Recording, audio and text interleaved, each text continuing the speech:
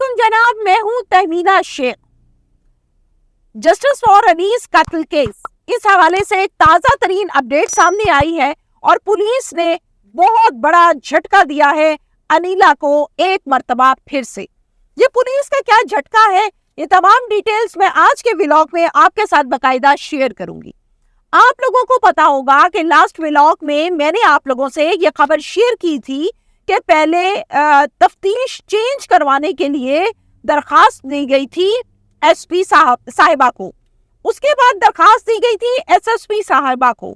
S S P صاحبہ نے جب اس درخواست کو ریجیکٹ کیا تو پھر درخواست پیش کی گئی ڈی آئی جی صاحب کو، یعنی D I G investigation Lahore. اب D I G investigation Lahore کو جو درخواست دی گئی تھی وہ میرے لاسٹ ولاگ میں آپ کو پتا ہے کہ باقاعدہ جج صاحب نے یہ پوچھا تھا کہ جناب کیا آپ کا بنا اور کس طرح سے ہے، تو پھر انیلا کی فیملی کی جانب سے یہ کہا گیا تھا کہ یہ ہماری سلپ ہے اور اس سلپ کے مطابق ڈی آئی جی انویسٹیگیشن کو ہم نے تبدیلی تفتیش بورڈ کی ایک درخواست دے رکھی ہے، بہت امید ہے کہ وہ چینج کر دیں گے ہمارے آفیسرز کو اور پھر ہمیں یقین ہوگا کہ ہماری جو تفتیش ہے وہ شفافیت کے ساتھ ہوئی ہے۔ تو اس مرتبہ بھی جب جج صاحب نے پوچھا تو انہوں نے کہا کہ جی ہم نے ڈی آئی جی صاحب کو درخواست دے رکھی ہے اور درخواست کے بعد ڈیفینیٹلی ڈی آئی جی صاحب چینج کریں گے ہماری تفتیش کو، پھر اس کے بعد پولیس کا کام پورا ہوگا۔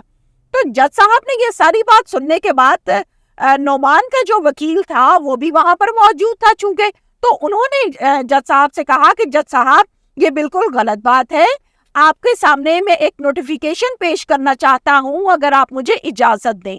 وہ نوٹیفیکیشن یہ ہے کہ ڈی آئی جی صاحب نے ان کی اس درخواست کو جو کہ تبدیلی تفتیش بورڈ ہے اس کو ریجیکٹ کر دیا ہے، اور ریجیکشن کا جو نوٹیفیکیشن ہے وہ جج صاحب میرے پاس موجود ہے۔ سر آپ اجازت دیں تو میں آپ کو دینا چاہتا ہوں، سنانا چاہتا ہوں، جس پر جج صاحب نے یقیناً اس کو دیکھا اور وہ نوٹیفیکیشن میں کیا لکھا ہے ذرا آپ لوگ بھی سنیے، میرے پاس وہ نوٹیفیکیشن موجود ہے۔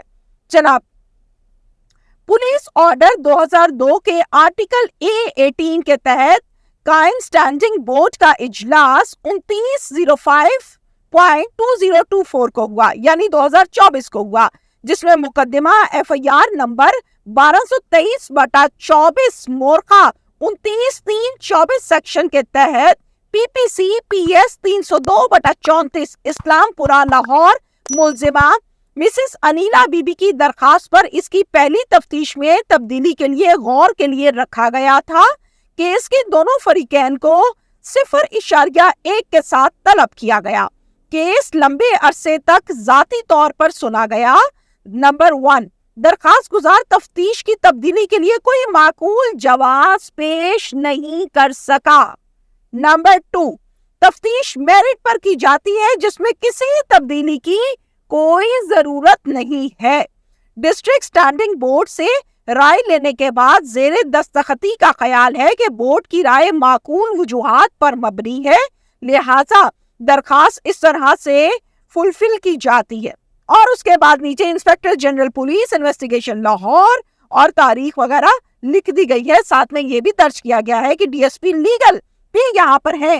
اب یہ ساروں کے جو دلائل ہیں، جو سائن ہیں، جو سٹیمپس ہیں، وہ یہ ظاہر کرتی ہیں کہ they are not satisfied۔ انہوں نے یہ ریجیکشن کا نوٹیفیکیشن پیش کر دیا ہے۔ اب یہ سارا قصہ ہے آپ کے سامنے۔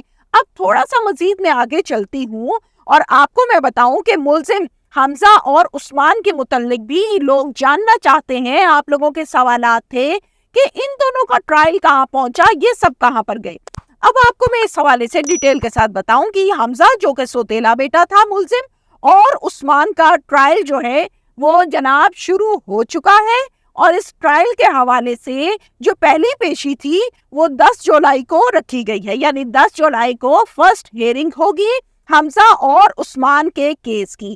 اب سوال یہ پیدا ہوتا ہے کہ عثمان کی فیملی یعنی جو ملزم ہے اس کی طرف سے تو کیس کو دیکھا جائے گا، سمجھ میں آتا ہے، جو حمزہ ہے اس کی طرف سے کیس کو کون دیکھے گا؟ شاہد جو کہ حمزہ کے والد ہیں، ان کا چھوٹا بھائی جس کا نام ندیم ہے اور جو رشتے میں لگتا ہے چاچو، اب وہ حمزہ کے کیس کو پروسیڈ کرے گا۔ ہر بندہ یہ سوال کرتا تھا مجھ سے کہ حمزہ کے بارے میں کچھ بتائیں، تو یہ ہے حمزہ کے بارے میں تمام کی تمام ڈیٹیلز۔ اب آپ کو میں بتاؤں آئیو کے حوالے سے، آپ کا جو آئیو ہوتا ہے، آپ کا جو انچارج انویسٹیگیشن ہوتا ہے، ایف آئی آر درج ہونے کے بعد یہ آفیسرز ہیں جو آپ کے کیس کو پروسیڈ کر رہے ہوتے ہیں، انویسٹیگیشن کر رہے ہوتے ہیں، وقوعے پر جاتے ہیں، وہاں پر باقاعدہ خاکہ بنایا جاتا ہے اور بہت کچھ ٹیسٹ کرواتے ہیں آپ کے۔ تو اب جو نئے انچارج انویسٹیگیشن اسلام پورہ میں تعینات ہوئے ہیں، ان صاحب کا نام ہے اختر حسین۔ اختر حسین صاحب اب اس کیس کو دیکھ رہے ہیں۔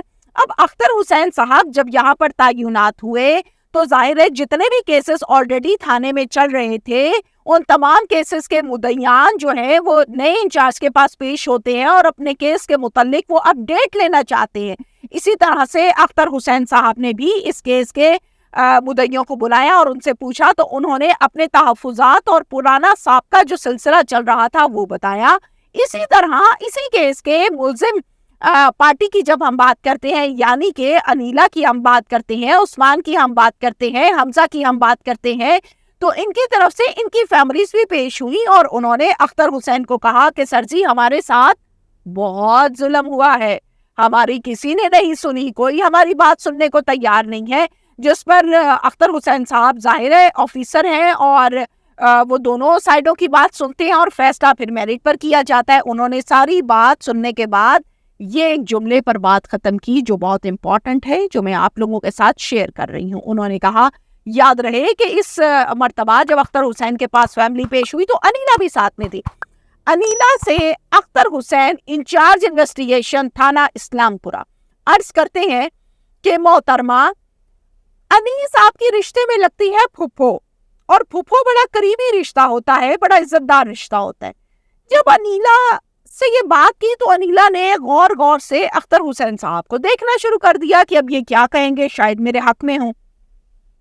اس پر اختر حسین صاحب نے یہ کہا کہ اگر مان لیا کہ وقتی طور پر آپ اس قتل میں ملوث نہیں بھی تھی، فرض کے طور پہ امیجن، تو پھر بعد میں تو بتایا جا سکتا تھا۔ آپ نے کیسے 3 سے 4 دن اپنی زبان کو بند رکھا اور بتایا ہی نہیں، نہ اپنے شوہر کو نہ کسی رشتہ دار کو؟